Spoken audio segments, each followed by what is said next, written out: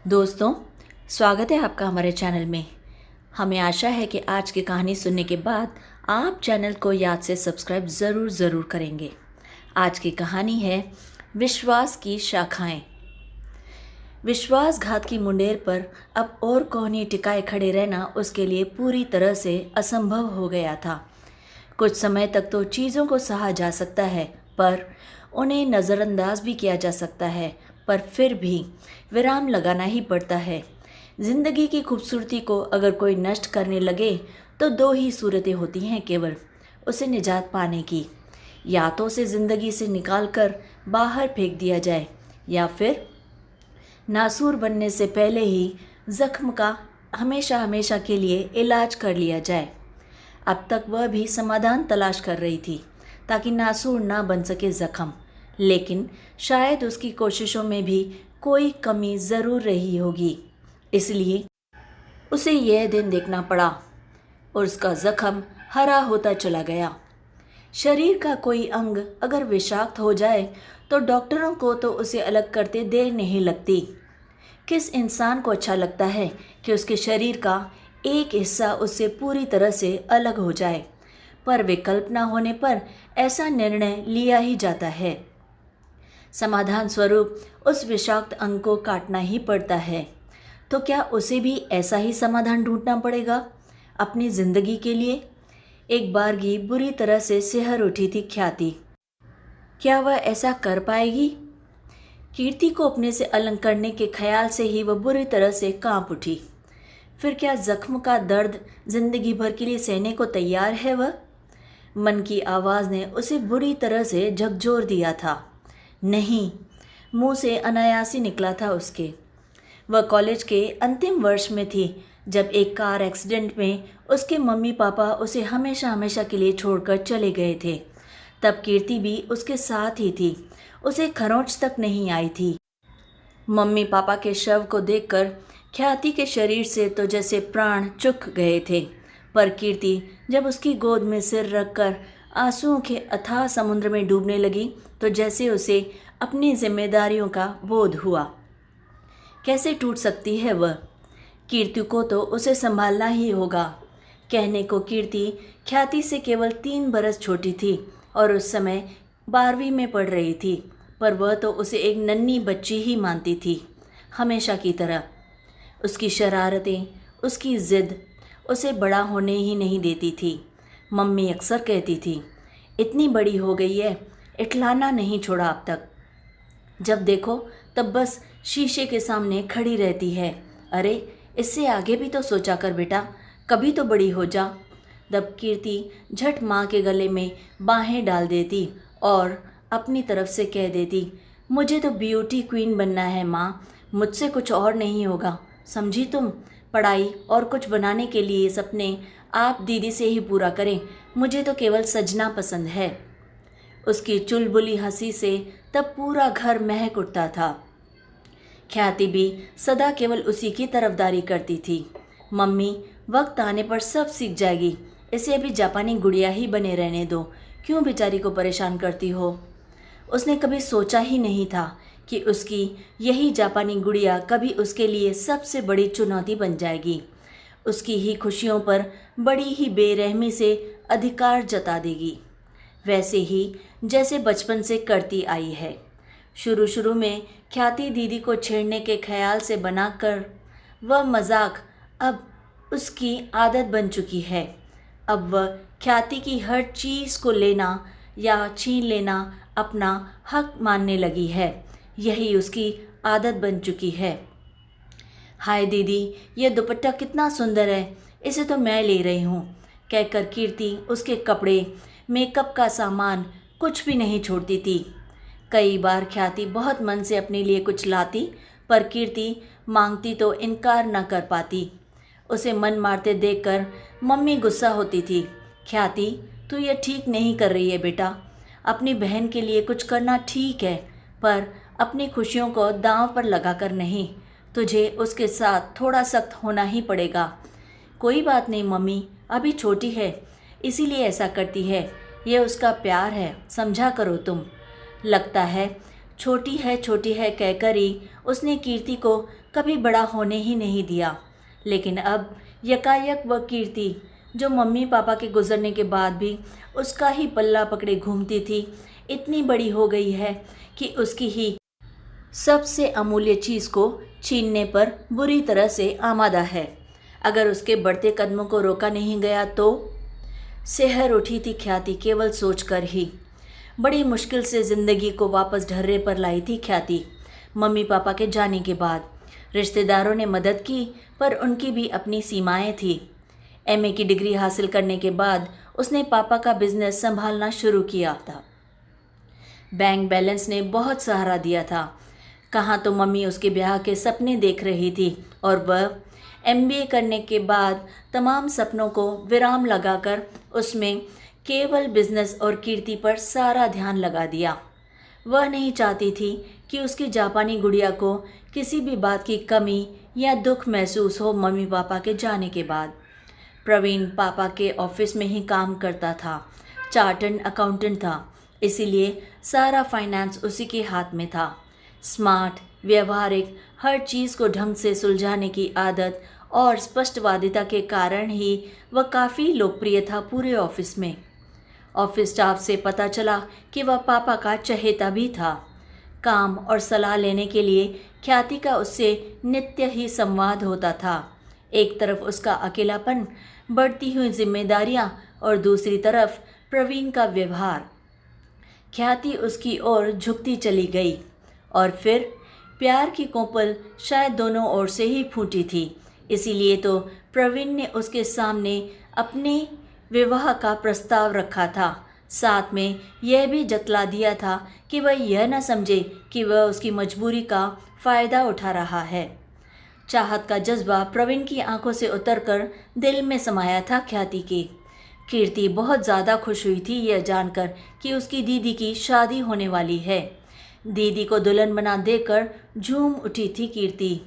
प्रवीण से वह बार बार जीजाजी कहकर लिपटती रहती। कई लोगों ने टोका भी था, कीर्ति तू कॉलेज में पढ़ती है, कोई बच्ची नहीं है बेटा, रिश्तों की मर्यादा रखना सीखो। लेकिन वह कहाँ सुनने वाली थी। इटलाती हुई हर किसी को मुंह चुड़ा देती। प्रवीण के माता पिता दूसरे शहर में रहते थे, इसीलिए वह ख्याति के घर में ही रहने लगा। उसकी और कीर्ति की आपस में बहुत ज़्यादा पड़ती थी। हंसते खिलखिलाते यहाँ वहाँ घूमते वक्त पंख लगाकर उड़ने लगा। ख्याति और प्रवीण के बीच हमेशा कीर्ति ज़रूर होती थी। यहाँ तक कि हनीमून पर भी वह उनके साथ ही गई थी। ख्याति को तो बुरा लगने का सवाल ही नहीं उठता था। प्रवीण ने भी बड़ी समझदारी से उसका साथ दिया। कीर्ति की कॉलेज की पढ़ाई पूरी हो गई थी। अब ख्याति चाहती थी कि वह एमबीए करे, पर वह और आगे पढ़ना नहीं चाहती थी।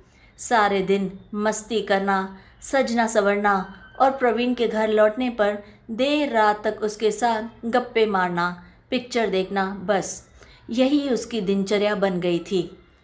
ख्याति भी सारे दिन ऑफिस में थक जाती थी, इसीलिए कीर्ति में आने वाले बदलाव को उसने ध्यान से नहीं देखा और ना ही वह देख पाई। फिर यकायक ही प्रवीण और कीर्ति की बढ़ती निकटता ने उसे सहमा दिया। क्या कीर्ति एक बार फिर उसकी चीज़ों की तरह प्रवीण को भी? नहीं, माना कि दोनों ही उसकी ज़िंदगी के अभिन्न हिस्से हैं, दोनों को ही वह दुखी नहीं कर सकती है, पर इस दुविधा में क्या वह कीर्ति के बढ़ते कदमों को रोकेगी नहीं? कीर्ति को सही गलत का ज्ञान कराने का दायित्व तो उसी पर ही है। भटकते हुए कदमों को उसने आज नहीं रोका तो हो सकता है कि कल कीर्ति ही उसे इसके लिए दोषी ठहराने लगे। आखिर वह जिस दिन का इंतज़ार कर रही थी और वह जिस ओर जा रही है, उसका परिणाम सुखद तो बिल्कुल नहीं हो सकता। कीर्ति के आकर्षण की तीव्र आंधी प्रवीण को तो बहा ही रही है, साथ ही ख्याति की जिंदगी के हरे भरे वृक्ष को भी उसने झकझोरना शुरू कर दिया है। और इस आंधी के प्रवाह को रोकने के लिए उसने आकर्षण के इस दरवाजे को अगर अब इस वक्त बंद नहीं किया तो पेड़ को जड़ से उखड़ते हुए देर नहीं लगेगी। उसकी दोनों ही मजबूत शाखाएं टूटकर गिर जाएंगी। प्रवीण या कीर्ति दोनों को ही वह कुछ कहने की हिम्मत नहीं जुटा पा रही थी। उसे लगता था कि दोनों में से जो भी दुखी हुआ उसके आंसू झरेंगे, प्यार और विश्वास उसी का चला जाएगा।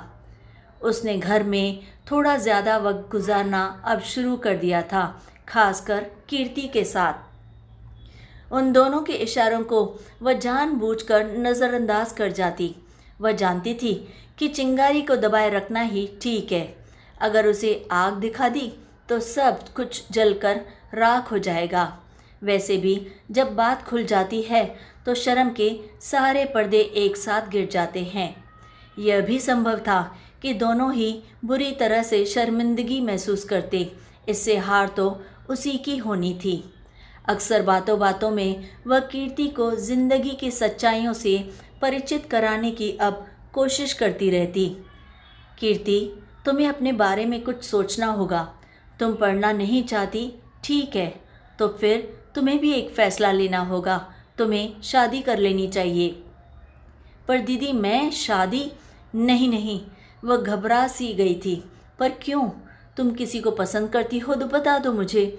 मैं और तुम्हारे जीजा जी उसके बारे में पता कर लेंगे। देखो ना, मैं और प्रवीण दोनों ही काम में कितने व्यस्त रहते हैं, इसीलिए शादी करने से तुम्हें भी साथ मिल जाएगा। जीजा जी पर ख्याति खासा जोर देती तो कीर्ति के चेहरे का रंग बदलने लगता। यह ज़रूरी भी था। प्रवीण मुझे कितना प्यार करते हैं। ऐसे ही प्यार करने वाला साथी अगर तुम्हें मिल जाए तो मेरी जिम्मेदारियां ख़त्म हो जाएंगी। फिर हम भी अपना परिवार बढ़ाने के बारे में सोचेंगे। दीदी, प्रवीण जीजू आपसे बहुत प्यार करते हैं ना? हाँ, और करेंगे क्यों नहीं। मैं उनकी बीवी जो हूँ। वैसे भी इसमें बताने जैसी बात ही क्या है। अपनी दीदी के चेहरे पर छाई रंगत व आँखों में तैरते चटकीले रंगों को देखकर क्या तुम्हें पता नहीं चलता? बहुत ही समझदार है वह। कभी कभी तो हर इंसान बहकने लगता है, पर मेरे साथ वह बहुत खुश है। वे बहके भी तो मेरी मजबूत बाहों का घेरा उन्हें हमेशा से संभाल लेगा। मतलब? बुरी तरह से चौंक उठी थी कीर्ति। भाई, अब हर चीज़ का मतलब तो नहीं होता। वह तो मैंने यूं ही कह दिया था, बस।